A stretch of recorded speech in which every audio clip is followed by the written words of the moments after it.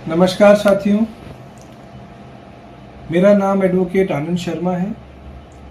जैसा कि आप सब सीएचओ साथी जानते हैं कि आप लोगों का एक बहुत ही प्रमुख मुद्दा माननीय जोधपुर हाई कोर्ट और माननीय जयपुर हाई कोर्ट में लंबित है, चल रहा है। और हमारे द्वारा और बहुत सारे अन्य जो सीनियर अधिवक्ता हैं जयपुर में और जोधपुर में, उन्होंने उस मुद्दे को प्रमुखता से माननीय न्यायालय के समक्ष उठा रहे हैं। वह मुद्दा है आप लोगों के इंक्रीमेंट का और ज्वाइनिंग डेट का। ये जो प्रमुख मुद्दा है इंक्रीमेंट का और ज्वाइनिंग डेट का, ये मुद्दा माननीय न्यायालय में दोनों जगह जोधपुर में और जयपुर में चल रहा है। और मैक्सिमम फाइल जितनी भी हमने लगाई थी इस मुद्दे के ऊपर, उसमें नोटिस इशू हो चुके हैं और सरकार के जवाब का इंतजार है। इस दौरान सरकार को 2-3 बार कोर्ट ने स्ट्रिक्ट हिदायत भी दी है कि आप जल्द से जल्द इसमें जवाब पेश करें, और सरकार भी तत्पर है कि इसमें वो जवाब पेश करें। साथियों, दूसरा मुद्दा ये है कि जैसा आप सभी को पता है कि CSR रूल्स के तहत 2022 मार्च के महीने में जो आपकी ज्वाइनिंग हुई थी, उस ज्वाइनिंग को ना मानते हुए सरकार ने आपको रीअपॉइंट किया उन्हीं रूल्स के तहत, जो कि बिल्कुल गलत है, न्याय से विसंगत है और संविधान के अनुच्छेदों के बिल्कुल अगेंस्ट है। इसी मुद्दे के ऊपर हमने माननीय न्यायालय के समक्ष ये मुद्दा उठाया कि ज्वाइनिंग एक बार कराने के बाद आप उस व्यक्ति को रीअपॉइंट नहीं कर सकते, और जब पहले वाली ज्वाइनिंग रूल्स के तहत हुई है, कॉन्ट्रैक्चुअल रूल्स के तहत हुई है, तो बाद वाली रूल्स दोबारा कॉन्ट्रैक्चुअल रूल्स के तहत नहीं हो सकती। ये असंभव चीज है। बहुत सारे सुप्रीम कोर्ट के इसमें जजमेंट्स हैं, इसमें एक क्लियर कह रखा है कि एक ही रूल्स में 2 बार ज्वाइनिंग नहीं हो सकती। तो ये एक स्पष्ट चीज है कि आप लोगों की ज्वाइनिंग 2022 मार्च के महीने से ही मानी जाएगी, पहली चीज। दूसरा मुद्दा जो आपका एक बहुत ही ज्यादा प्रमुख और महत्वपूर्ण मुद्दा है, वो है कि आपको परमानेंट कैसे किया जाए।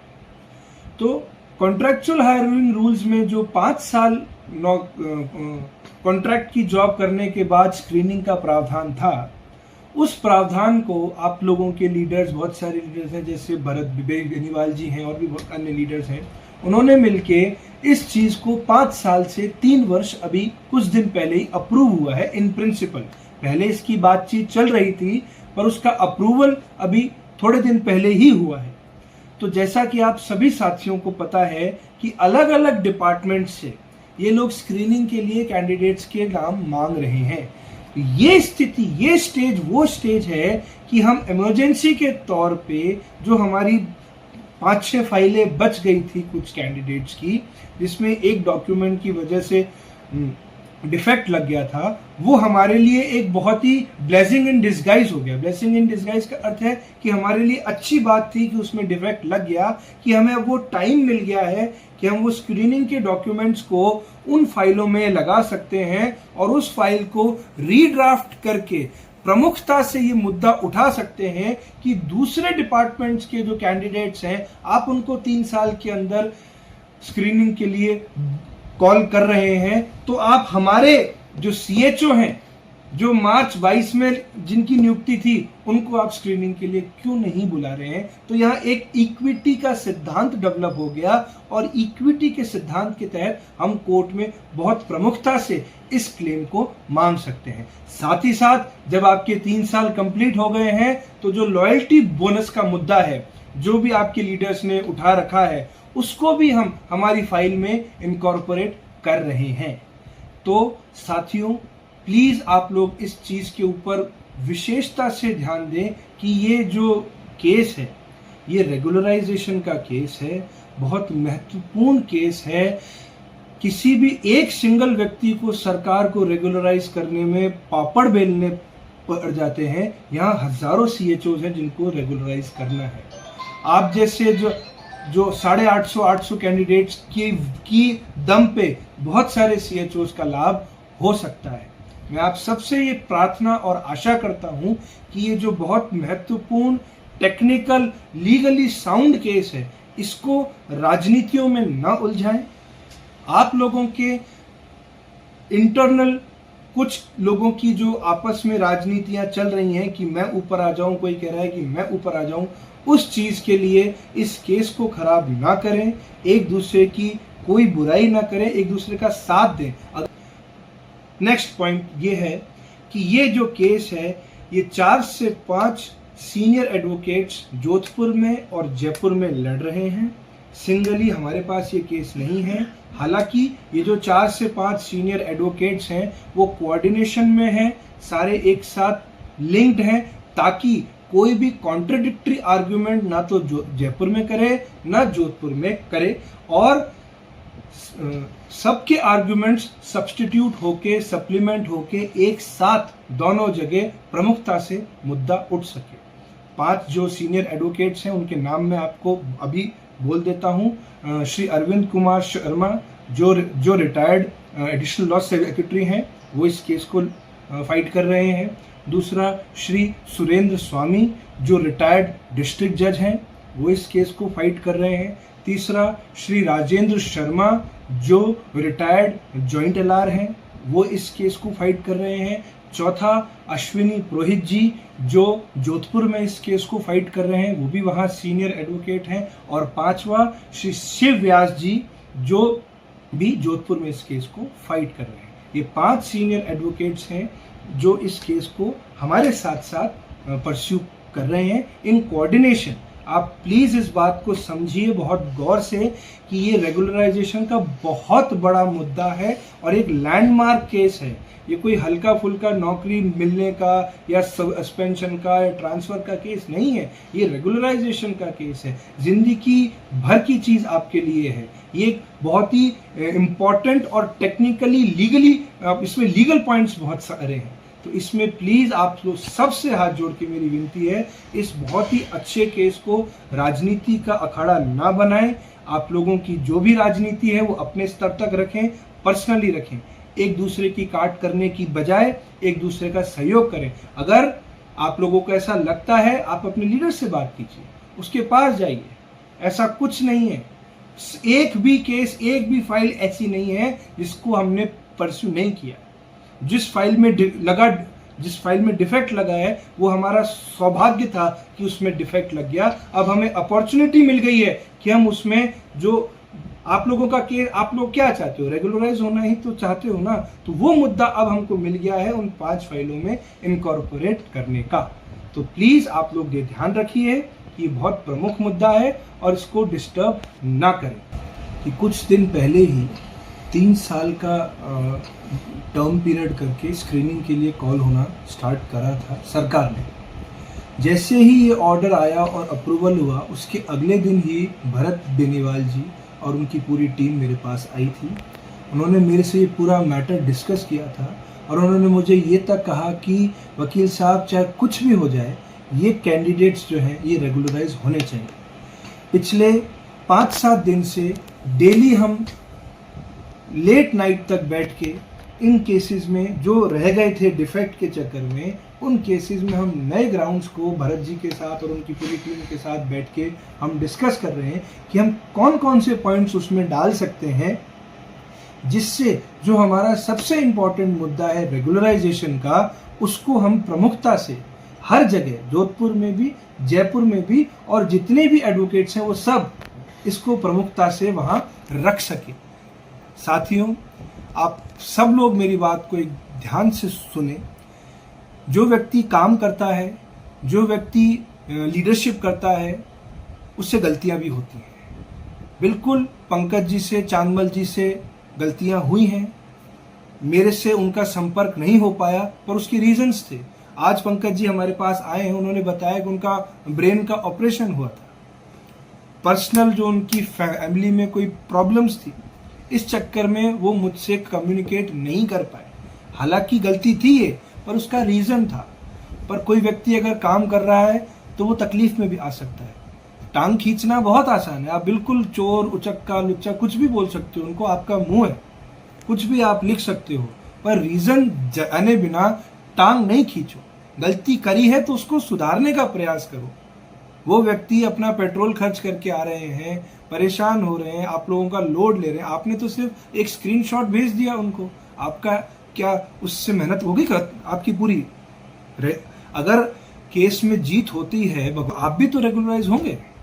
तो जब आप भी रेगुलराइज होंगे तो ड्यूटी तो आप लोगों की भी है। तो अगर आपके लीडर्स से आपका संपर्क नहीं हो पा रहा है या वो किसी प्रॉब्लम में है, तो उनका साथ दीजिए, लड़ाई मत कीजिए। राजनीति का अखाड़ा, मैं फिर बार बार इस चीज को रिपीट कर रहा हूं, इस केस को एटलीस्ट मत बनाइए। बाकी आप लोगों को जो करना है अपने स्तर पे वो खूब करिए। रही बात, मैंने एक मैसेज देखा, उस पे अमाउंट्स चल रहे हैं कि पेंडिंग अमाउंट है, फलाना है, वो हम डील कर लेंगे। पेंडिंग अमाउंट्स इसलिए रख रखे हैं कि दूसरे एडवोकेट्स को भी तो हमको पे करना है। पंकज जी लेट हो गए हो, हमारा संपर्क इनसे थोड़ा लेट हो गया हो, पर अमाउंट्स जो हैं वो बहुत सारे एडवोकेट्स को डिस्ट्रीब्यूट हो चुके हैं और अब होंगे भी, जो अलग अलग एडवोकेट्स के पास है। 68 कैंडिडेट की फाइल जोधपुर में है, एक 34 के नाम से एक और है जोधपुर में। 2 फाइलें जो मैंने आपको अश्विनी पुरोहित और शिव व्यास जी जो वहां के सीनियर एडवोकेट्स उनका नाम लिया, उन दोनों के पास है पूरे। आप लोग एक चीज इमेजिन करके देखिए, आप लोगों ने खूब सारे एडवोकेट्स देखे होंगे, कई जगह आपने और भी केस लगाए होंगे। आज तक क्या किसी एडवोकेट ने इतनी डिटेल में और इतनी ट्रांसपेरेंसी के साथ कोई चीज बताई है? हमारा काम केस लड़ना है, हमारा काम आप लोगों की राजनीति के अंदर उलझना नहीं है।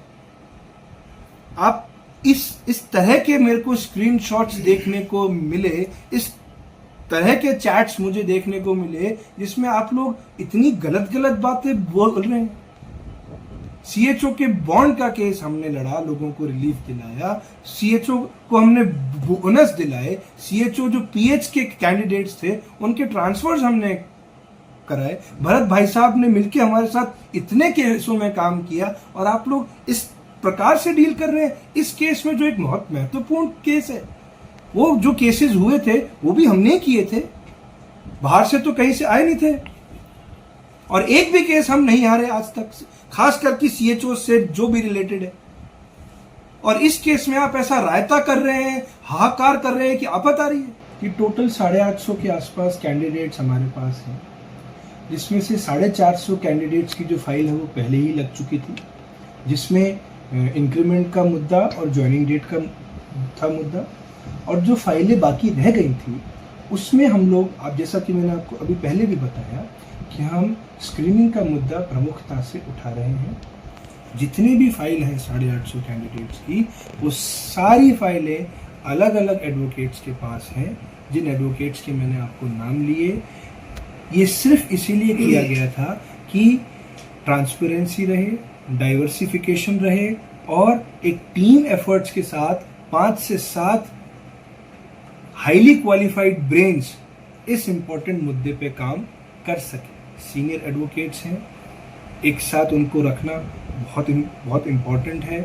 एक भी कॉन्ट्रडिक्टरी आर्ग्यूमेंट अगर हो गया तो वो हमारे खिलाफ जाती है चीज़। इसलिए एक टीम एफर्ट है, और ये सिर्फ एडवोकेट्स की टीम का एफर्ट नहीं है, ये पूरे सीएचओ जिनको भी रेगुलराइज होने की इच्छा मन में है, ये उन सबका टीम एफर्ट है। ये आप सब लोग मेरी बात बहुत गौर से और बहुत ध्यान से मेरी बात को सुने। इस केस में भरत बेनीवाल जी का भी मेरे पास फ़ोन आया था, वो मुझसे मिलके भी गए थे। उन्होंने इस केस को पूरी प्रकार से अपने हाथ में ले लिया है। उनकी पूरी team including Bharat ji case के स्तर पे तो मेहनत कर ही रहे हैं, हमको ग्राउंड्स और हमको फैक्ट्स और जो इम्पोर्टेंट डॉक्यूमेंट्स है वो प्रोवाइड कर ही रहे हैं। साथ साथ डिपार्टमेंट के जो इस स्तर पे भी वो पुरजोर कोशिश ये कर रहे हैं कि सरकार के जो रिप्लाईज आए उसमें सीएचओ का पक्ष रखा जाए। सरकार कोई भी एक्शन अगर ले, कोई भी चीज़, कोई भी अगर स्टेप ले, उसमें सीएचओ को कंसिडर किया जाए। तो प्लीज़ आप लोग पैनिक ना करें। सबसे पहली चीज़ कि आज हमने केस लगाया और कल हम रेगुलराइज हो जाएंगे, प्लीज़ ये ना करें। कोर्ट है, मुकदमा है, समय लगता है, जीत निश्चित है, समय लगेगा, पेशेंस रखना पड़ेगा। आप पैनिक क्रिएट ना करें, राजनीति का अखाड़ा ना बनाएं, आपस में ना लड़ें कि तू अच्छा है या मैं खराब, ये बिल्कुल ना करें।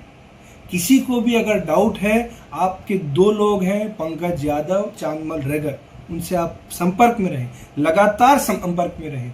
वो फ़ोन नहीं उठाएं, उनके घर जाए, क्योंकि उन्हीं के ऊपर आपने जिम्मेदारी सौंपी है और वो लोग कोशिश कर रहे हैं। पर ये ना करें कि आप, मैंने मैसेज देखा, पंकज जी ने मुझे मैसेज दिखाया, वो अतिशयोक्ति था। अगर कोई बात थी आपस में बैठ के भी सुलझाई जा सकती थी वो बात। ऐसा ना करें और केस को ना खराब करें। बाकी जो भी बात है पंकज जी आपको बताएंगे। नमस्कार साथियों, वैसे तो आप सभी को पता ही होगा, वकील साहब ने सारी चीजें अपनी डिटेल में बता दी और मेरे हिसाब से इनके अलावा आपको जानने की जरूरत भी नहीं पड़ेगी। लेकिन फिर भी मैं आप सभी साथियों को बता दूं, कल जो अपने छोटे भाई दीपक जी द्वारा एक मैसेज बनाया गया था जो कि वकील साहब से मिलने आए थे, उसके बाद कुछ ऐसी बातें लिख दी गई जिसके लिए हम जिम्मेदार भी हैं, लेकिन कुछ ऐसी चीजें भी लिख दी गई जिसमें हम स्वयं जिम्मेदार ना मान के हम इस चीज को क्लियरिफाई नहीं कर पा रहे।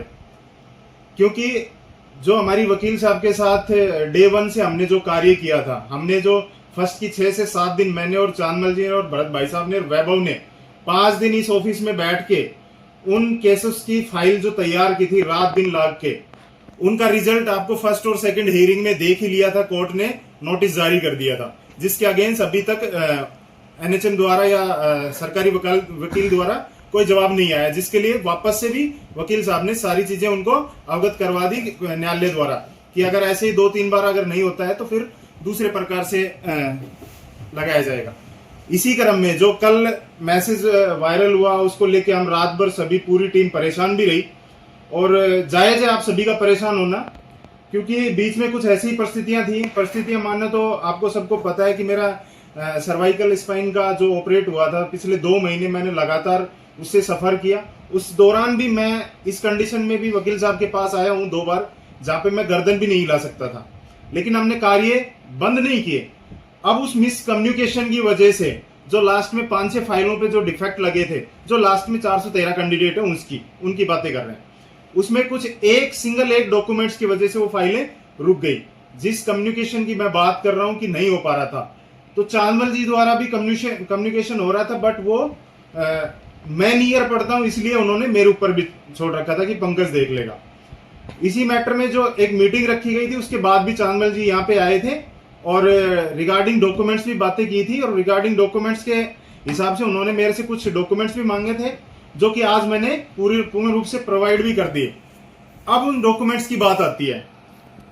अभी तक हम क्या चल रहे थे कि हमारा नियमितीकरण और इंक्रीमेंट को लेकर चल रहे थे, लेकिन एज पर जो 5-7-10 दिन पहले जो लेटर आया 3 इयर्स के बाद स्क्रीनिंग के लिए, और सभी एनएचएम द्वारा सभी सीएमएचओ को लेटर भी भेजा गया है कि स्क्रीनिंग प्रक्रिया हेतु सभी पदों के लिए वो नाम मांगे गए हैं कि कौन से पद को क्या करना है। उसी क्रम में सीएचओ का नाम है कि नहीं है, ये पूरा सामंजस्य चल रहा है। अभी तक ना हमें पता, ना एनएचएम को पता, ना हमने जिस तरीके से हमने बात करी है उससे इस चीज से किसी को कोई लेना देना नहीं, ना आज तक पता नहीं है कि सीएचओ का नाम भी जा रहा है। अब हम उस मुद्दे को, जो डिफेक्ट फाइलें हैं, अभी मैंने सर को बताया कि हम इसमें एक चीजें और भी ऐड करेंगे। पहला तो हमारा जो 3 इयर्स के बाद स्क्रीनिंग का पार्ट है वो अब इसको हम पुरजोर तरीके से उठा सकते हैं, क्योंकि नाम आया कि नहीं आया, अगर आया है तो हम उसको भी रख सकते हैं, नहीं आया तो उसके कारण भी रख सकते हैं। ये चीज होगी। दूसरा, हम इसी के अंदर एक चीज और मर्ज करते हैं, अपना जो 3 इयर्स के बाद लॉयल्टी बोनस वाला। तो ये 2 चीजें हमने क्लियर की है। रही बात पेमेंट्स के रिगार्डिंग, जो मैसेज आया था इतना बड़ा कि 413 कैंडिडेट्स हैं, इनके 4,13,000 हो गए, अभी तक पंकज जी ने पैसा नहीं दिया, ये नहीं दिया, वो नहीं दिया। तो भाई साहब कोई तो कारण रहा होगा पैसा ना देने का, क्योंकि हमने सिर्फ वकील साहब ही नहीं कर रखे, हमारे पास और भी वकील हैं। लगभग हमने 65 to 75% अमाउंट हमने पे कर रखा है। जो पेंडिंग है वो एज पर इनके अकॉर्डिंग होता रहेगा। अभी जो हमने लॉयल्टी बोनस प्लस इसमें स्क्रीनिंग वाले पार्ट्स में है कि और वकीलों से भी तो काम करवाना है। ऐसे थोड़ी है कि आज एक साथ हमने डे 1 पे पूरा पेमेंट कर दिया, बात खत्म होगी। अब ये डिफेक्ट लग गया तो इनका पैसा कौन भुगतेगा? वापस से पूरा प्रोसेस होगा। तो पेमेंट की रिगार्डिंग मेरे हिसाब से आज तक ना मैं 1 रुपया आप सभी का लिया है। और जो बातें लिख रहे हैं ना कि खा गए, ये खा गए, भरत बेनीवाल का भी नाम कर दिया कि वो भी इन्वॉल्व है। वकील साहब तो है ही है, भरत बेनीवाल को भी कर दिया, फेडरेशन को भी बदनाम कर दिया। तो भाई ऐसी मंशा नहीं रखो, पंकज को बदनाम करना है कर दीजिए, नो इश्यू। 1 रुपए नहीं खाया है, ना खाऊंगा और ना खाने दूंगा कोर्ट केस के नाम से, ठीक है। दूसरी चीज, पर्सनल इश्यूज है, पर्सनल मैं जो भी करूं वो मेरी बात है। लगातार 1 साल तक कंटिन्यूस प्रयास रहे और कोई ऐसा प्रयास नहीं गया कि हमारा काम नहीं हुआ हो। हालांकि काम होते हैं, टाइम भी लगता है, सारी चीजें होती है, लेकिन हमने ऐसा नहीं किया कि हमने असफल रहे। लेकिन कुछ ऐसे साथी हमारे इस फेडरेशन में घुसे या फिर हमारे अंदर आए, जो बीच में आके राजनीति घुमाई, फेडरेशन को लगा लो या पंकज को लगा लो या भरत बेनीवाल को लगा लो, ठीक है। क्या उन 3-4 साथियों के कारण हम पूरे इस ब्रांड को, इस फेडरेशन को खत्म कर दें? जो इन्होंने साजिश रची और ये रचते हुए आज हम इस मुकाम पे आ गए कि आज हमें वकील साहब जस्टिफाई कर रहे हैं, हम जस्टिफाई कर रहे हैं। अरे कौन वकील इतनी बातें बताता है? तुम्हारे डॉक्यूमेंट्स लेगा और कहेगा जाओ पैसे देके, कोई नहीं करता इतनी बातें, और वो आज जस्टिफाई कर रहे हैं। वो आज हमें ये सिखा रहे हैं कि तुम लोग अपने फेडरेशन में या अपने संगठन में राजनीति मत करो। ये 2-4 साथी आ गए और उनको हमारे बीच में घुसा लिया, उन्होंने घुसा लिया तो वो एक दूसरे को समझाने लग गए आज। और अब जब सब कुछ हो गया तो तीसरे संगठन की तैयारी कर दी। और जब तीसरे संगठन को, परसों की बात है, जब हमने उस तीसरे संगठन जो संघर्ष समिति बनाई उसके अकॉर्डिंग हमने एक अच्छा सा मैसेज डाला। 26-27 तारीख की बात है, मैंने एक मैसेज डाला, अपनी राय रखी।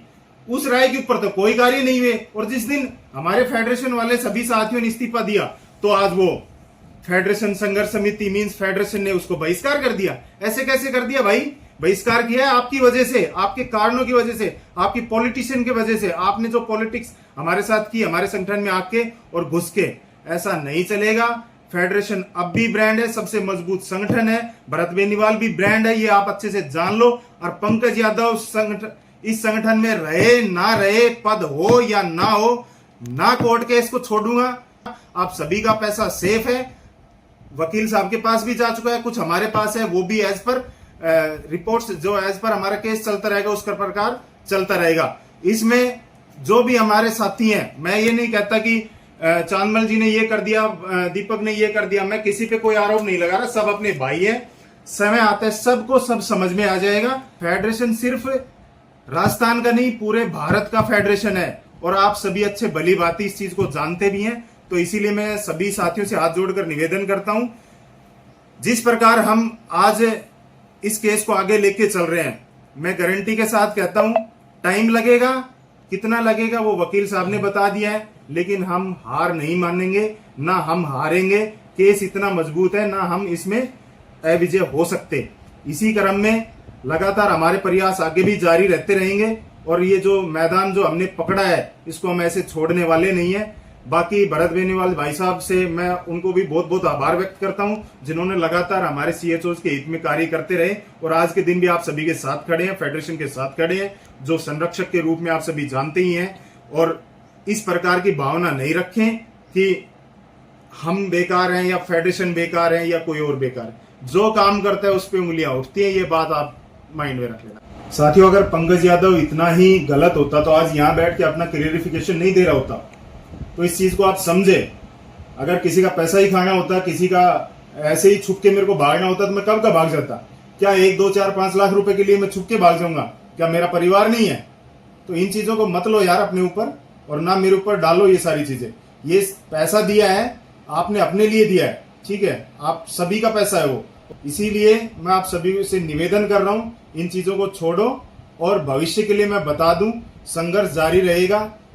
संघर्ष में कोई कमी आती है, चाहे वो पद हो ना हो, पंकज यादव पहले भी ऐसे ही काम करता है और अब भी ऐसे ही करेगा। Thank you.